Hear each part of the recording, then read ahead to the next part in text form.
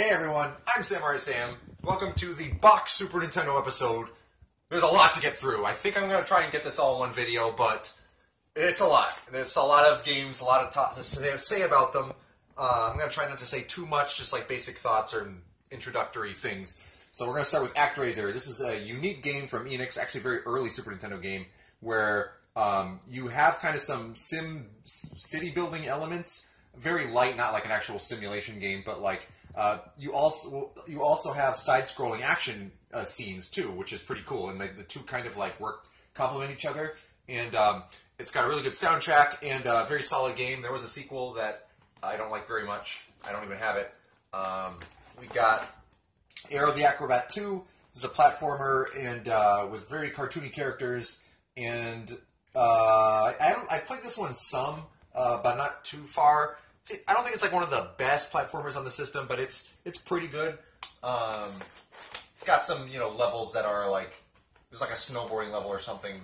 There's some variety in the gameplay and such. Music is kind of ho hum though. We got Arkanoid Do It Again. This is actually a very late Super Nintendo game, I believe. This is a pretty good version of Arkanoid. Has a bunch of levels. I think it has like a custom level maker or something, and multiplayer and all that good stuff. I believe this one has controls that make it so you can like speed up your paddle by holding down one of the shoulder buttons or something like that, which makes this a lot more playable without the trackball controller. That's one of the problems with the NES version, is that no trackball means you're screwed. We've got Axlay, there we go. Axlay, shoot 'em up from Konami, very good, highly regarded shoot 'em up. It's got both horizontal and vertical levels, which is kind of unique. There's a variety of different weapons you can equip to your ship. You get more of them as you progress. Just an all-around very solid quality shoot 'em up. People who say the Super Nintendo doesn't have shoot 'em ups need to play Axlay. We've got Basson's Black Bass. It's a fishing game, obviously, and I think this is probably the best fishing game on the system. I remember seeing a video by Sinister about this game, and it looked kind of intriguing, so I picked it up. It wasn't too expensive. It's a sequel to a game that we'll get to a little bit later that I played when I was a kid. We've got get out of there. Yeah, I got these like stacked, so it's kind of cumbersome to take them out. We got Battle Clash. This is a Super Scope only game. Basically, you compete in a series of one-on-one fights against these various like dudes and robots, giant robots, and it's pretty fun. So I think the Super Scope is a fun and underrated, overlooked accessory, and that's a pretty good game for it. And there's a sequel as well, which we'll get to later. We got Brainlord from Enix. This is kind of their Zelda, or like kind of one of the most Zelda-ish games that are among... A lot of Zelda clones really aren't that much like Zelda. This one, I think, tries to be a little more than most of them. And I liked Brainlord. I did beat it. And I mean? Like, I like it more than I didn't like it, but there's definitely some flaws with Brainlord. It lacks some polish. There's some parts late in the game that are pretty frustrating. Yeah, is it worth playing? I would say maybe. Like, it's not essential, but if you really want more, it's not the worst option. We've got Breath of Fire, which says Squaresoft because Squaresoft published it, but actually is made by Capcom. An RPG, pretty solid RPG, but it's kind of held back by a kind of a bad localization. If you play like Phantasy Star 4 on the Genesis, I think came out before this, and the localization is way better. But still, like, it's a solid game. I didn't beat it, although I realized when I beat it, I wasn't really playing it correctly. I wasn't collecting, like, the dragon upgrades like you're supposed to. But it is a solid game. We got Breath of Fire number 2 here. Breath of Fire number 2 has an even worse localization than the first one. I actually did make it pretty far in this one, but I got a little bit tired of it. Like, the random battles get a little bit tedious after a while. Gameplay, I mean, wasn't that interesting. It's got some interesting stuff going on in this game, some interesting characters and stuff, and I might try and pick it up again, but it's a little bit on the frustrating side. It hasn't aged the best. One game that has aged much better we got right here is Chrono Trigger. Probably needs no introduction. One of the most popular games and RPGs on the Super Nintendo, for very good reason. The presentation is A+, wonderful graphics and music, and it's really solid gameplay, like streamlined, but also sets itself apart with neat gameplay features such as the team attacks. Like, you can have two different characters like team up for a big, powerful attack, which is fun and adds like a new dimension to the active time. It actually borrows the active time battle system from the Final Fantasy series. And I love Chrono Trigger. I got it. I finally got my chance to play it when I was like 14, and I got the internet. I was able to get it on eBay. Absolutely loved it. Then I played it again on the DS like 9 years later. Still loved it. Big fan of Chrono Trigger. We've got... we get to the bottom of the piles, it gets a little bit annoying. We have Clue. This is a game from my childhood. This is not my original box, but actually, I originally got the game used as a child. I think my mom found it at a yard sale. But Clue is a interesting rendition of the board game. It's actually a little bit different than the board game because rather than having the players say something, like the game will actually just give you a clue when you enter a room. And I really like the music in this one, and it's pretty good. Like if you like Clue, because it's different from the board game, it gives you an extra reason to play this as opposed to just stick to the board game. So I give my thumbs up. We have here Demon's Crest. This is another one of those Gargoyles Quest games. Well, it's not called Gargoyles Quest, but it's also a spin-off of Ghosts and Goblins with that red gargoyle character. And this is very much like the Mega Man X games, which we'll get to, where like you have a bunch of levels and you go around and you collect power-ups, and then that lets you see more of the world. And it's a lot of fun, really good like graphics and atmosphere with that game. I did play it to 100% completion. Disney's Aladdin, which is a pretty solid platformer based on the movie by Capcom. Good music and graphics and everything. And it's a good game. Not like a great game, but like if you like Aladdin, you will like this. It's probably worth playing if you really like the movie, which a lot of you probably did because it's a really good movie. We got here Duncan Country, one of the most popular, iconic Super Nintendo games. A game I played a lot as a kid, even though I didn't have it until I was probably like 9 or 10 or something. Played it a lot before that time. I mean, what can I say? Great game, amazing graphics, great music, really solid, simple but challenging gameplay. Yeah, I mean, it's one of the essentials for Super Nintendo. And then, of course, you can probably guess what's coming up next. Donkey Kong Country 2. I'd say objectively, this is probably the best one in the series. I have a personal soft spot for the first one, but the second game, there's just more of it. Like, there's more content, more variety, and like more secrets. And this one, you have, instead of Donkey Kong, you have Dixie Kong, who can float in the air, and that's really cool. I love Donkey Kong Country 2. I've only actually ever beaten it once. I do want to play it again sometime and unlock everything. We got, of course, Donkey Kong Country 3. And Donkey Kong Country 3 is a little more divisive than the first two. A lot of people don't like it that much. I think Donkey Kong Country 3 is very good. It has a lot of like gimmicky levels, but I think that's okay. It kind of keeps the gameplay kind of interesting and spicy. It kind of replaces Diddy with Kiddy Kong, who basically plays like Donkey Kong did in the first game. We have Dragon View. This is a sequel to a game called Draken, which I don't have, which isn't very good. But this is kind of cool because it's like a beat-em-up RPG, and with a world map and everything, but like gameplay kind of like, not totally similar, but like, you know, kind of the Streets of Rage Final Fight kind of game. And a lot of fun. One thing that's cool about it is that the story is kind of told like, the dialogue in the game is kind of presented as if it were a book. Like it'll like give a character a quote and then it'll say like he said or whatever. And I actually think it's really cool because it's well written, like well done. It adds like a little bit of flavor to the game that most games don't have. Not a perfect game by any means. There's some parts that are a little frustrating or cryptic or what have you, but definitely one worth playing. We have Equinox as a sequel to Solstice on the NES, and this is an isometric kind of action platformer game. And I haven't played it a lot, but it seems pretty solid. I definitely want to give it more of a shot at some point. We have F-Zero, one of the launch titles on the Super Nintendo. There's Captain Falcon and his Blue Falcon here. This is a game I had when I was a kid. When I got it as a kid, I didn't get the box or the manual, just the cartridge. And I think I still have that cartridge, actually. But so yeah, I had no idea who Captain Falcon was. And then when I found out in Smash Brothers that Captain Falcon is from F-Zero, I was like, whoa, I have that game, and I thought that was really cool. Yeah, fun game, obviously lacking two-player, but I mean, that's just kind of hardware limitations. I wish that, you know, there was a little bit more content, and I wish the time trial mode let you pick any course rather than just like a few select courses. But still a lot of fun, great racing game. One of the best on the system. I think I'd probably take Super Mario Kart over that one, but still definitely well worth having. Final Fantasy II, aka Final Fantasy IV. This is, obviously, I mean, Final Fantasy is very famous. This is the first 16-bit game in the series and has more of a solid story with defined characters than the previous game. And I like Final Fantasy IV a lot. This version of the game is a lot easier than the regular version, and the localization is not great. There's some points in it that lines of dialogue that sound kind of awkward, but I mean it's playable. I've seen worse, and it's definitely memorable at points for the wrong reasons. But very solid game, good soundtrack, and in the more easygoing way. If you want a nice easygoing RPG, that's a good choice. And we got a big one. We got Final Fantasy III, aka Final Fantasy VI, one of my favorite RPGs and games of all time.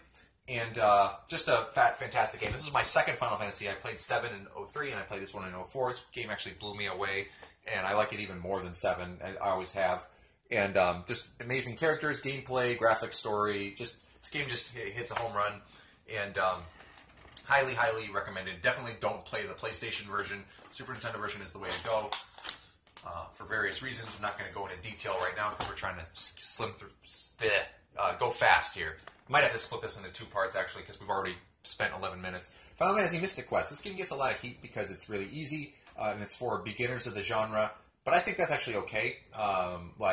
You're not supposed to go into it expecting like a 10 out of 10 RPG masterpiece, for experts. This is specifically for newcomers, and I think it does a good job of that. It has, kind of action-y dungeons, kind of Zelda-ish, but, really solid music and, actually interesting mechanics. It's just too easy. But that's fine, because that's what it's supposed to be. I respect Final Fantasy Mystic Quest. I actually have never bothered to play all the way through it myself, but I probably will someday, just, to say I did.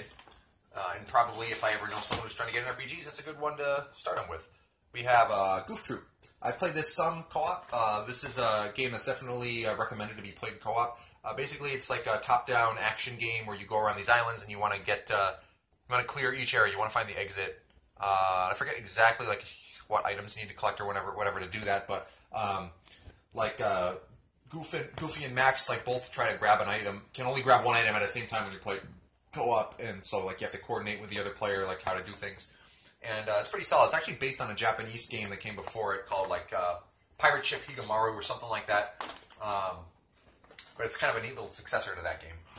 We've got Gradius III. This is an arcade port and one of the launch titles on the Super Nintendo. Downside of this game is there's a ton of slowdown. The hardware just couldn't really handle it very well. So if you got a bunch of options and there's a lot of enemies on the screen, the game's going to slow down to a crawl. That being said, I do actually prefer this over the arcade version because the arcade version of this game is ridiculous and unfair and stupid. And this one tones down the difficulty a lot. And so it is actually, in my opinion, the preferable version of the game. But wasn't that great of a game to begin with, unfortunately. So we got our first PAL game of this video. Here's Peppereke's Papoom. Did not get released in America. This is a European release. And this is a puzzle game, kind of Puyo Puyo-ish, kind of along that vein.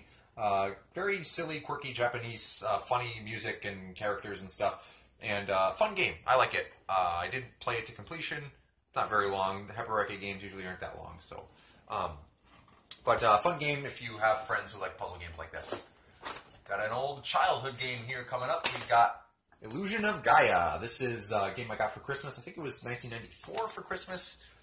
This is a game by Enix, actually the second in a kind of an unofficial trilogy, which we'll get to the other 2 later.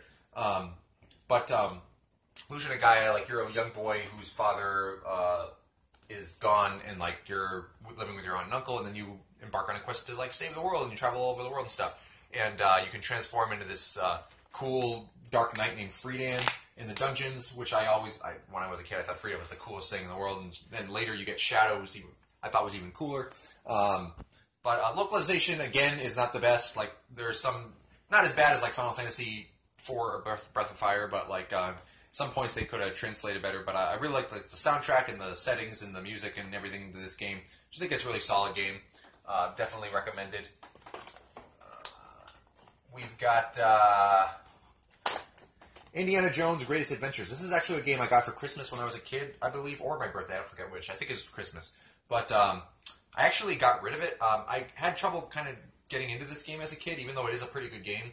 There was one level that I could never figure out how to get past, so I guess that was the nail in the coffin. But I have it again now as an adult, so at some point I do want to try it again. It's kind of a side-scrolling action game. Seems pretty solid, good representations of the 3 Indiana Jones movies. I would recommend it if you like the movies, for sure. We've got here, next up, here's Kablooey. This is a cool game. It's like an isometric action puzzle game, kind of. Not a lot of emphasis on the action, though. Basically, you want to go around each level and detonate bombs, detonate all the bombs without actually blowing up yourself. And it's quite challenging, and there's a lot to it. And the music kind of sucks, but the gameplay is solid. And it's kind of a quirky, funny, amusing little game that I recommend if you like solving puzzles. We have arguably the best baseball game, or if not sports game overall on the system, which is Ken Griffey Jr. Presents Major League Baseball. Just a really solid game. Kind of cartoony presentation as opposed to like realism. Like you have characters like they're kind of like a little more muscular than normal or whatever, like with tiny legs and stuff. But you know, just plays really solid.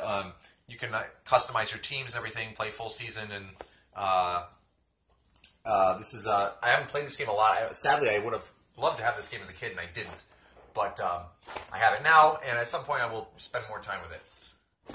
We have King Arthur's World, mouse-compatible game, and it kind of resembles like Lemmings and games like that. I think this was originally like a PC game of some sort, but like you control different types of units, and I think you need to get them like to the end of the level and like utilize their abilities to get there and stuff. Yeah, kind of Lemmings-ish, I think. I haven't played this one a lot, so I'm going to have to spend more time with it at some point. I say that a lot, don't I? Kirby Superstar. This is this is the first of like the two main Kirby games on the system. This one actually, like Kirby games usually do, it arrived late in the system's lifespan. It advertises itself as 8 games in one. It's kind of a lie because really a lot of the games on here are just like really, really short and really wouldn't pass as standalone games as themselves. But it's still a good game. It has a unique mechanic where when you get a power-up as Kirby, you can relinquish the power-up in a way that you take out the power-up and it becomes an ally for you, like the enemy that gives the power normally becomes your ally, and player 2 can control them or a computer can control them. Actually, I think that often makes the game a little easy. Obviously, a lot of love went into this game. I don't think it's quite as great as some people say it is. I think it's a little easy at times, and I don't know. It's been a while since I've played it, so I can't like give like a full review, but it's a very good game. Just I don't think it's like one of my favorite Kirby games. I actually think I like Dreamland 3 a little more, which I think I said in the previous video. Kirby's Avalanche. This is a Puyo Puyo game. Like might be the only game or one of the only games where Kirby actually has dialogue. But yeah, it's Puyo Puyo. I've talked about it before, I think, or have I? Yeah, Puyo Puyo is a puzzle game where like these colored blobs fall down and you need to match them up and like get combos and stuff. And it's a little more advanced than the typical puzzle game. Like the barrier of entry is a little bit high. That's okay. People who are experts really enjoy Puyo for good reason. It's been around a long time and it's not going away. Got Looney Tunes B-Ball. This is kind of an NBA Jam inspired, obviously, Looney Tunes game. And it's fun. You got different Looney Tunes with different abilities, and you've got like voice samples from the voice actors and stuff. And it's a good time. I don't know how much single-player content is really on here. I don't think there's a lot, but it's definitely a game to consider if you like playing with friends. We've got Lufia in the Fortress of Doom, which is an RPG I have not played very much of, and main reason this game is not considered to be that good as far as RPGs on the Super Nintendo go is a lot of like fetch quests and kind of busy work and stuff. Like it's a little rough around the edges, and like you can't there's no like auto targeting after an enemy dies. So like you put in your commands, then if an enemy dies during your turn, well, the enemies that you were targeting, even if they die after the first hit, the rest of the allies are going to waste their turns trying to hit wherever that enemy was, and that kind of sucks. So Golden Sun was still good despite that, but you know, that game's not as good as Golden Sun. Then they really upped the ante with Lufia 2, Rise of the Sinistrals. This game I have played, and it is very, very good. They polished a lot that was wrong with the first game, and this game has a lot of like Zelda-ish dungeons and really solid gameplay. It has like a monster raising system with it too, which is actually kind of optional, but it's cool to have it if you want it. Really good story and characters and dialogue and everything. This game is notorious a little bit for glitches because it was kind of rushed to release. It was a very late Super Nintendo game, but boy, it is a fantastic RPG. Highly recommended for fans of the genre. Got a big one coming up here. We've got Mega Man X. So they took the main Mega Man series and kind of, I don't want to say updated it, but kind of like took the concept and evolved it, maybe is the right word for Mega Man X. So instead of robot masters with their names ending in man, they're all like based on animals, and like the levels are more based on like getting power-ups. There's more secrets in the levels themselves that are kind of essential if you want to complete the game effectively. And you know, like finding power-ups in one level will help you access areas of another level, and it's really fun in that way. And the soundtrack is awesome to Mega Man X, and it's got a story. I don't think the story is really all that great, but it's cool that it's there.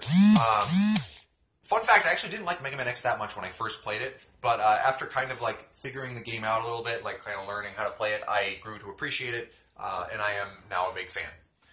Definitely recommended. We've got Metal Combat Falcon's Revenge. This is the sequel to Battle Clash, which I looked at earlier in this video.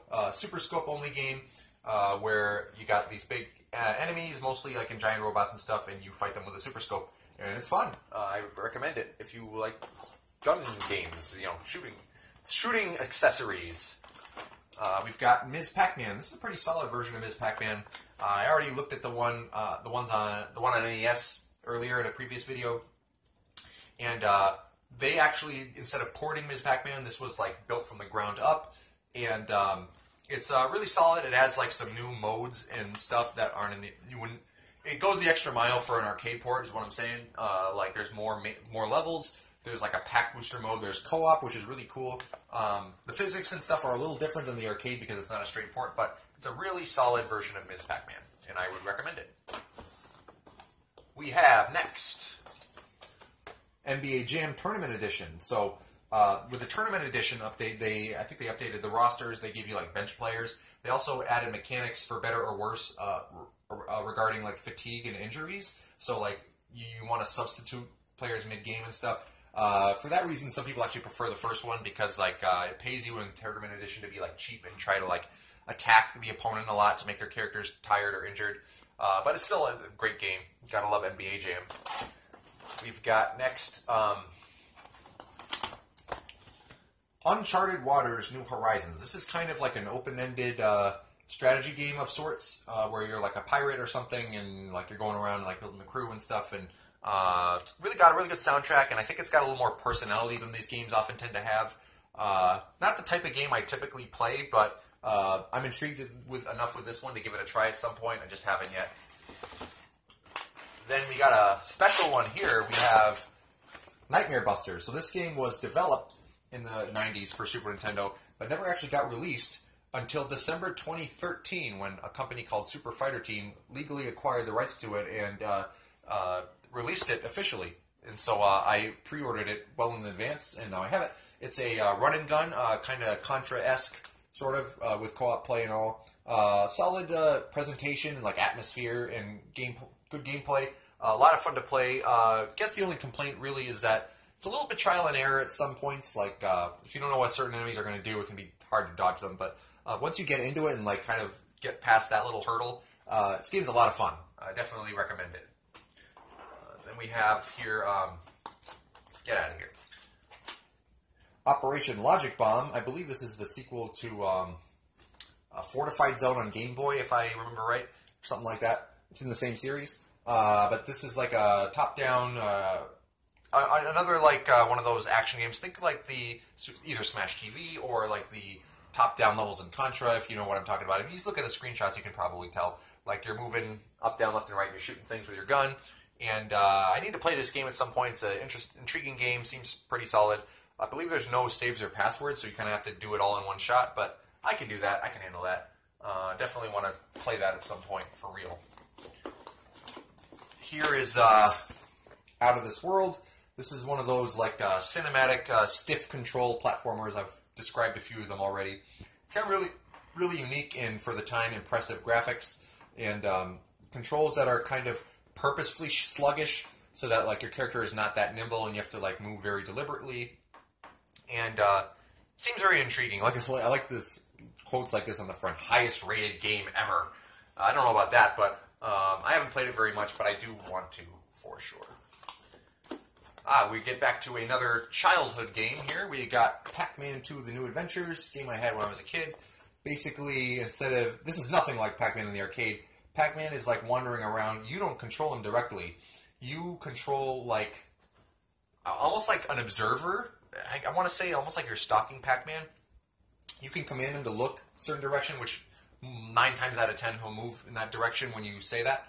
But you also control a slingshot, which you can use to manipulate Pac-Man and also his environment to get him to do what you want. But basically, there's like a few different objectives to this game. You're trying to get Pac-Man to go like get some milk for his kid, and then like eventually you're going to save the whole town because ghosts are up to no good. You also have unlockable arcade Pac-Man ports here, which is pretty cool too. This game has a lot of like really silly possibilities in it, a lot of humor and such. It's really hard to like see everything there is to see in the game. It can be a little frustrating because of the lack of control you have over Pac-Man, but I think it's fun and unique and interesting, and I would recommend it a try if it sounds intriguing to you. We've got Paladins Quest, an RPG by Enix that I can't comment on too much because I just haven't played it very much. I don't think this is considered one of the best RPGs on the system, but there's a sequel that we'll get to eventually that is connected to this game, and the sequel is much better, so I am interested in playing this just to set myself up for the sequel. By the way, I mentioned Lufia 2 a while back. I forgot to mention that Lufia 2 is actually a prequel to the first game, so you don't really need to play Lufia 1 before you play Lufia 2. But anyway, yeah, Paladins Quest, can't really say too much about it. I think there's like a lot of different playable characters you can recruit or something. It's got kind of a unique look to it. Not necessarily the best looking game on the Super Nintendo, the best looking RPG, but very distinct, interesting looking game. I will try it at some point. These piles can be a little annoying.